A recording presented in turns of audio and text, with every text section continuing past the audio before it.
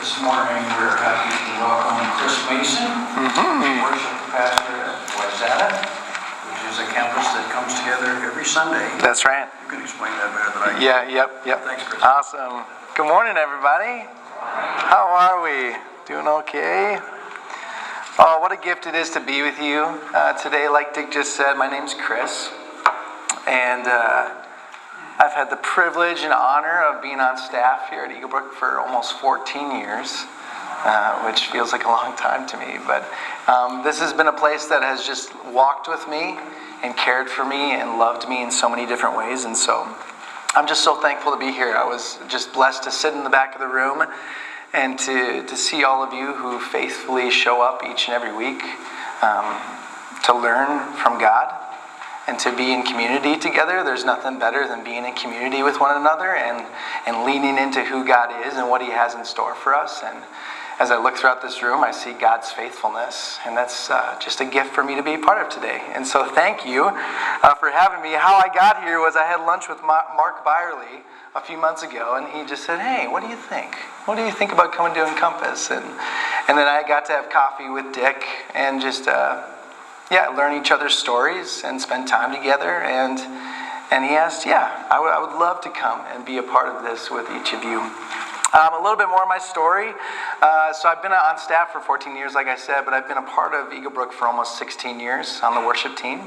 I came in here as an 18-year-old kid who some people believed in me, even through my faults and my immaturity. They saw something in me, and they believed in me, and they walked with me through that. But also, when I was a kid growing up, I went to Mounds View High School. I grew up in Arden Hills. And my family would wander into the White Bear campus every so often growing up. And then when I was in high school, when I was 16, I met one of our former worship pastors, Matt Berry, if you remember that name. And when I was 16, Matt poured into my life. He invested into me. And he said, hey, when you turn 18, you should come audition for the worship team. And so I did. A few years went by. I became an intern here, and then I had the opportunity to come on staff. And now I've been on staff for almost 14 years in different capacities, serving in our student ministries, worship areas. I served over at our Spring Park campus. And now I mainly lead worship over at our Wayzata campus, soon to be our Plymouth campus, and which has been a gift to be a part of. But then another big piece of my job is I oversee all of our student ministry worship experiences. And so I have the joy of walking with a lot of our up-and-coming leaders as they learn what it means to be a leader, what it means to walk with God and to know God and to lead people into His presence. And it's just such a gift for me. But more importantly than all of that, I'm a husband. I've been married for 11 years to my wife, Allie. We have 4 kiddos. Yes. Yep, I hear it. Yeah. Well, we have our daughter who is 9, and then we have 3 boys. 7, 5, and 3. And often what I say is life is full and life is good. But within that fullness is a lot of craziness and lots of things. One of the greatest joys of my job, like I was talking about, is I get to walk with people as they grow in their leadership and their spiritual development, helping them set goals, identify areas of growth, and helping them put a plan in place. And my personal philosophy for myself in ministry is to encourage, empower, equip, and resource the next wave of leaders to step into what God has called them to do and who God has called them to be. It's something I really believe in because someone did that for me once upon a time. And as I look back through my life and remember the people who made the greatest impact on me and the people and the places around me, I saw common threads in those people, right? I saw similar qualities or disciplines or ways of living. And I began to realize that a lot of those people that I looked up to and saw making a difference in the world, they did so through these 3 things. Through their presence, through their preparation, and through their perspective. And as I think about the people in my life who have made an impact, the first person that comes to my mind is my 8th grade language arts teacher, Miss MK. And Miss MK was one of those teachers that you couldn't forget. Just based on the first time you saw her, she would smile at you, she would invite you in. She always looked you in the eyes. There's beauty in that. And she was always just a person who lit up every single room that she walked into. And she had this beautiful phrase on a poster in her room that said, "I am a part of all that I have met. I am a part of all that I have met." And she sought to see and to know every student that walked through her doors, no matter who they are, no matter who they were, or no matter what they were walking through. And she walked with me through a weird season of life. I mean, 8th grade kid, right? 8th grade boy. That's a weird season of life. And I was overall outgoing. I was overall an okay kid. I had friends. I loved sports and music. I had a relationship with Jesus at that time. But I was struggling with school. I was struggling with who I wanted to be, what types of friends I wanted to have. My home life wasn't terrible, but it wasn't awesome. You know, there was moments where it wasn't great. But she knew me, and she was for me. She consistently saw something in me that I didn't see. And she wasn't going to let me miss out on the me that I was created to be. And so one day in class, I was having a bad day. And man, I was just being, if I'm being honest, I was being a little jerk, in class. I was not being kind. And I was being disrespectful. And she had every right to lose her cool on me in that moment. But she didn't. But she did have me stay after class. She was like, "We need to have a little talk." I was like, "Fair enough." But instead of yelling at me, instead of sending me to the principal and pawning me off on someone else, she sat with me and she leaned in and she said, "What's going on? How are you right now? The you that I'm seeing today doesn't seem to be the you that I know." And it makes me a little emotional thinking about it today, like having someone say that to you, like, "Oh, I see something greater for you than what I'm seeing right now." Like, that's pretty powerful. Because she was present in my life, she knew me. Because she was prepared, she could handle when I wasn't at my best. She was able to lean in instead of giving up on me. And because she made the decision to be present and prepared, I was ready to hear her perspective. I was ready to listen in that moment when she leaned in. And it changed my life. Miss MK changed my life. She saw something in me that I didn't see in myself. And that's one of many people that made an impact in my life. And maybe in this moment you're thinking of someone who made an impact on your life. And if I look back on those people, their greatest impact ultimately didn't come from a strategy that they created, or personal accolades, or skills that they had. Although all of those things matter and they do make an impact in the world around us, what really sets apart those who brought the greatest impact in my life is that they did so through their presence and their preparation and their perspective. And then I started to think about Jesus, right? And I thought, man, Jesus was the best at all these things. He was present, he was prepared, and he always brought value and impact through his perspective.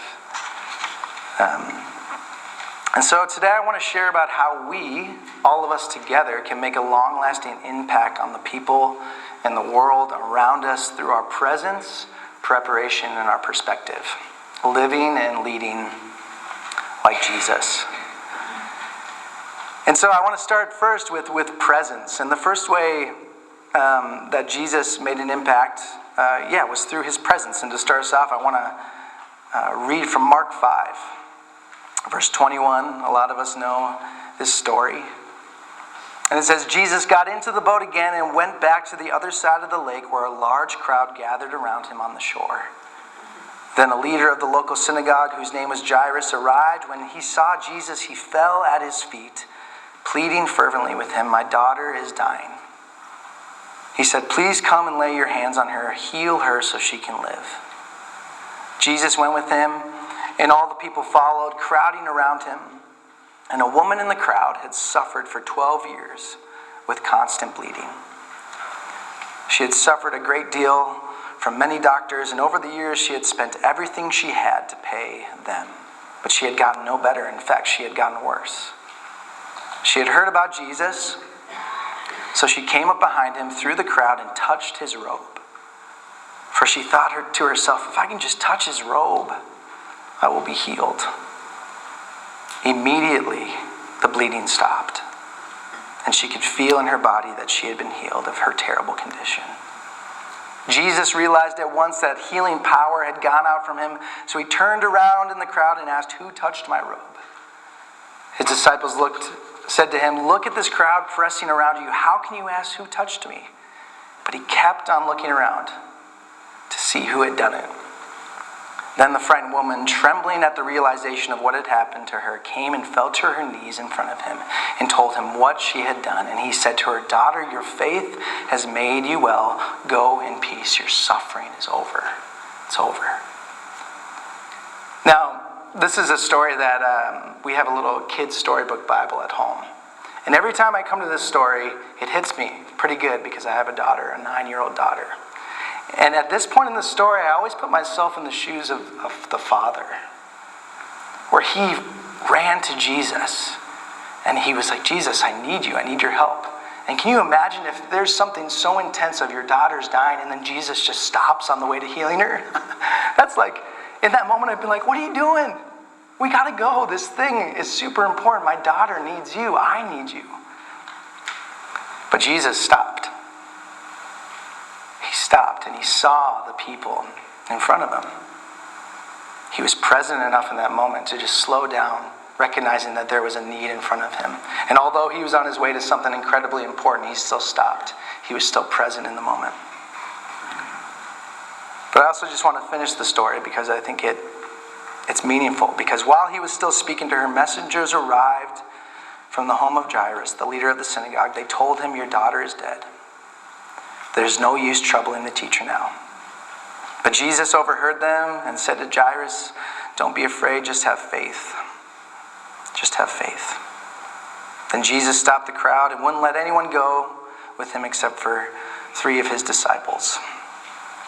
And when they came home to the synagogue leader, Jesus saw much commotion, weeping and wailing. He went inside and asked, why all this commotion and weeping? The child isn't dead, she's only asleep.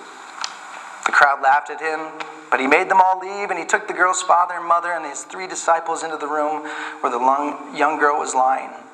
Holding her hand, he said to her, little girl, get up. And the girl, who was 12 years old, immediately stood up and walked around.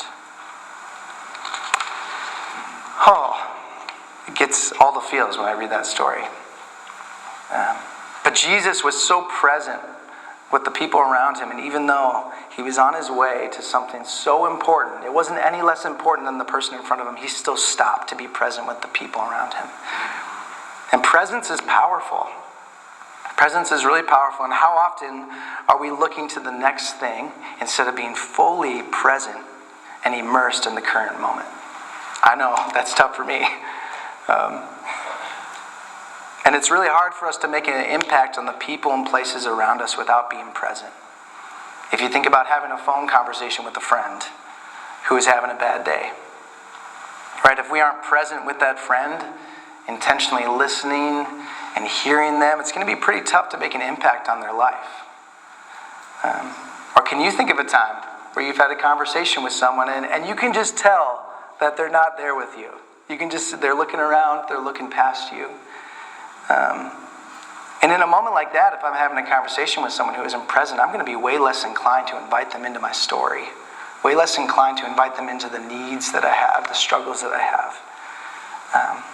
And when we aren't present, we miss out on building trust and relationship with people that can lead to impact, that can lead to life change. And Jesus teaches us about the power of not only being physically present, but being mentally and emotionally present. And it's there where we can make an incredible impact in the people and places around us. So would we live and lead and love like Jesus through our presence today? The next way is living and leading like Jesus through our preparation. Throughout the Gospels, there are 9 different times where Jesus went off to be alone and to pray and to recharge and to prepare for the ministry that he was doing. Jesus prepared in a way that helped him be ready for anything that came his way. Even though he was God, he still needed to go to his secret place and prepare spiritually, mentally, physically, and emotionally to be ready. And there was too much at stake to not prepare. And Jesus knew that. The weight of the world was on his shoulders, and he knew if he wasn't ready, there was a lot at stake. And I would say that if Jesus felt the need to prepare throughout his life, I think we probably should too. Preparing spiritually, physically, mentally, and emotionally before we step into spaces that we have the potential to make an impact in. And so I often ask the question all the time is, am I taking the time to prepare for the things and the spaces around me? Am I preparing for the crucial conversation that I'm about to have with a friend or a family member? Am I preparing for the time that I'm about to spend with people? Am I thinking of the person that I'm going to be sitting across the table with? Am I thinking, what are they walking through in life? Who are they? Where have they been? Am I preparing for the unexpected that might come my way?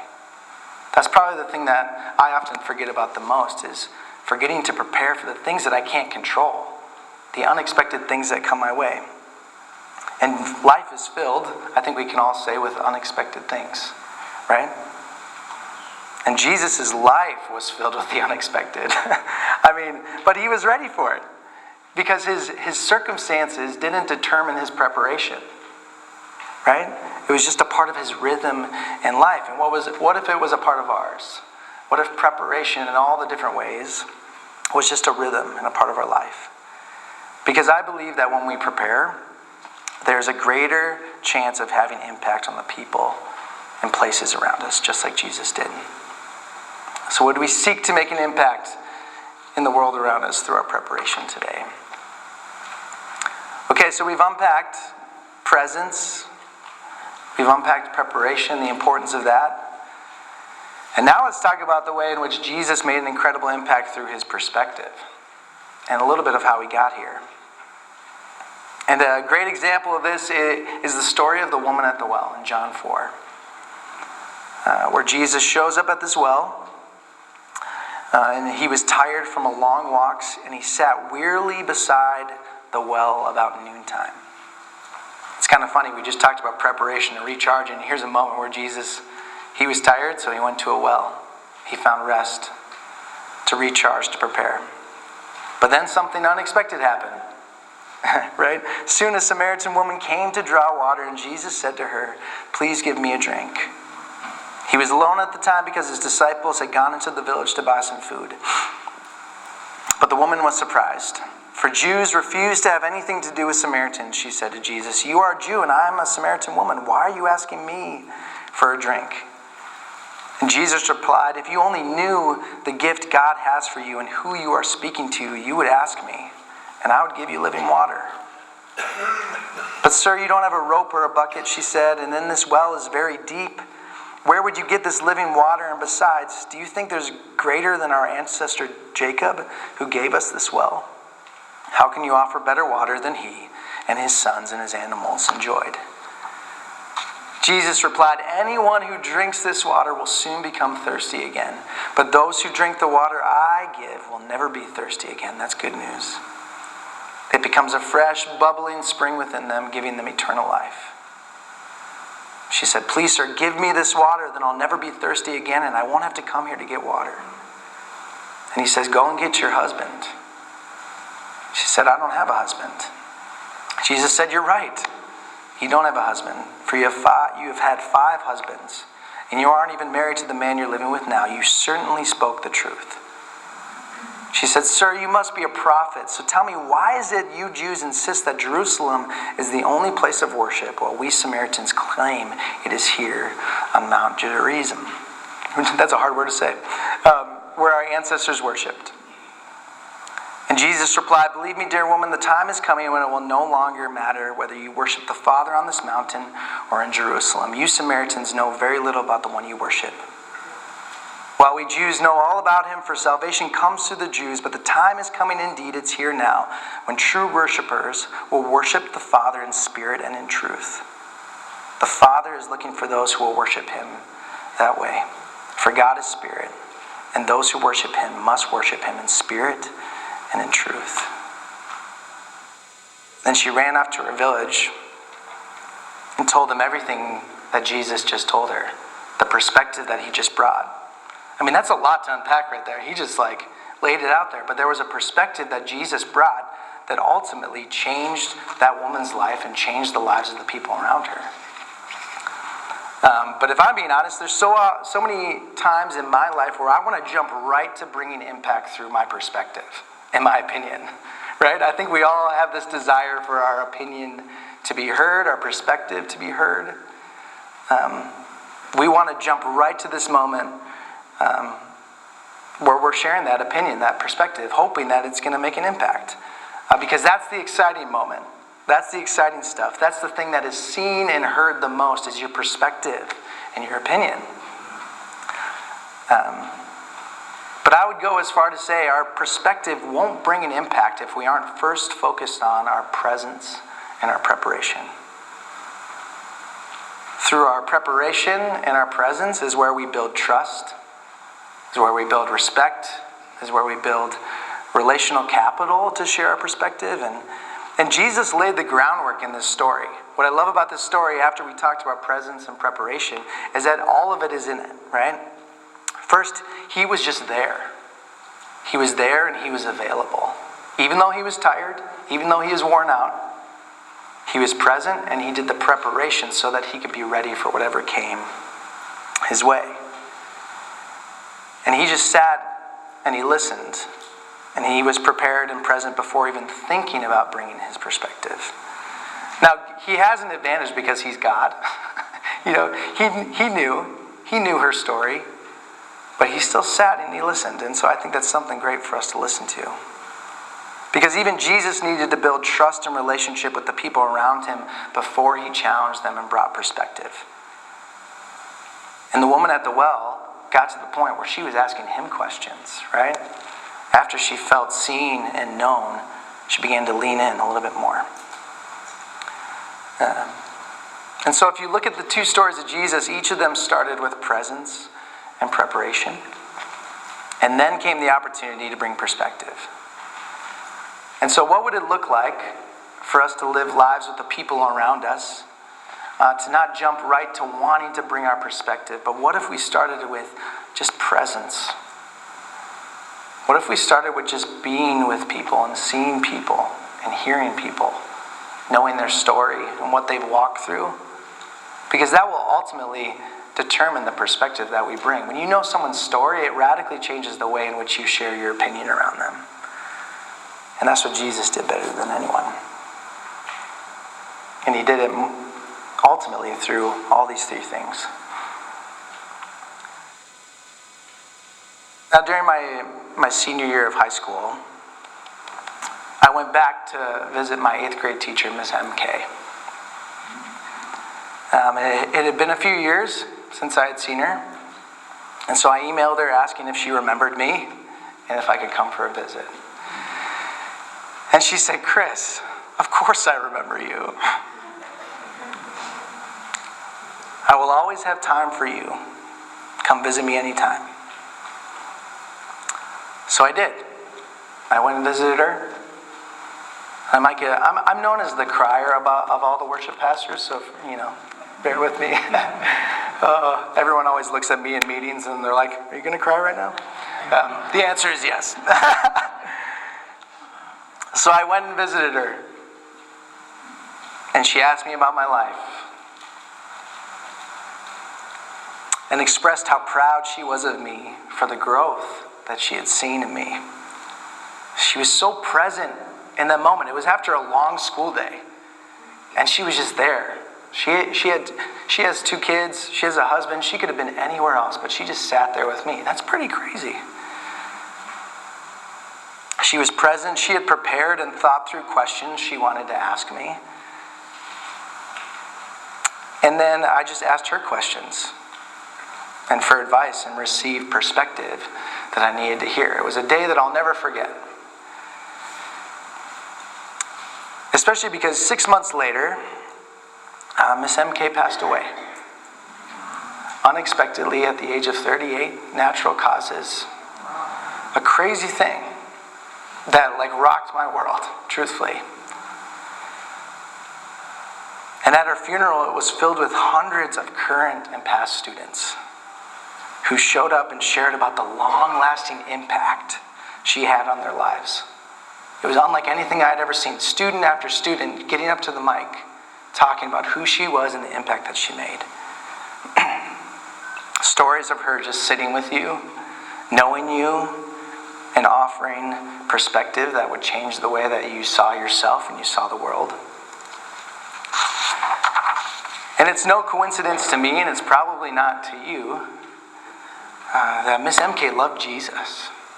She did. And she allowed who Jesus is and the way that he lived to influence the way that she lived, the way that she led, the way that she loved those around her. And it led to lives being impacted for the better. She made an impact through her presence, her perspective, and her preparation. And so I would love to invite us today to receive the fact that Jesus is inviting you and he's inviting me to make an impact in this world. He's inviting us into that. He invites us into the story that he is creating. That is the beautiful part about who he is, the God that he is he's not a God that's on the outside looking in, but he says, man, walk with me. Come into this story with me of changing the world for the better. And I believe that he's the greatest example of how to live, how to love, and how to lead. And it's never too late to be used by him. No matter where you have been in this life, no matter what you have done, no matter your current season or circumstances, it is never too late to come before him with open hands and say, Lord, have your way in me. And when we do that, oh man, there's going to be an impact that is incredible. That's going to change the lives of the people around us. So, as we step into this week, as we step into this month or this year, would we have that in our mind of what it means to have an impact through our presence, our preparation, our perspective? Would we live and love and lead like Jesus did, knowing that when we do, it will change the world for the better? Let me pray for us.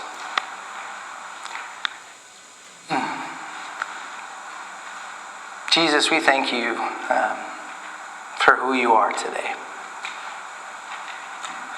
That you are a God that knows where we have been. You are a God that knows where we are. You're a God that knows where we are headed. And you see us and you love us. And you extend grace and mercy to us day after day after day.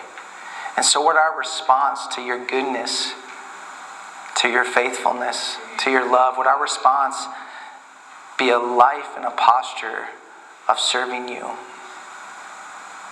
A life of open-handedness that just says, God, have your way in me. Would you work in and through my life so that I can be an impact in the world around me and the people around me, Jesus? God, I pray in seasons where it's hard to follow you, in seasons where it's hard to live like you, I pray that we would just get back to the basics. That we would look to your son Jesus and the way that he lived and the way that he loved and the way that he led, and allow that to impact the way that we live. Jesus, I thank you for my friends here today. I thank you for their story. I thank you for the journey of life that they have been on. God, I pray that each of us would remember to look up and to be in awe of the ways that you're working in and through our lives, be in awe of your love for us. But I just pray a blessing of peace and joy over my friends here today. I pray a blessing over their families, the spaces where they maybe feel a need to bring impact, to bring love, to bring hope. I pray for courage in doing that. But Jesus, we thank you that this morning we had an opportunity just to learn a little bit more about who you are and the ways that you can impact our lives. Would you bless the rest of our time together? It's in your name that we pray. Amen. Amen. Thanks for having me, everybody.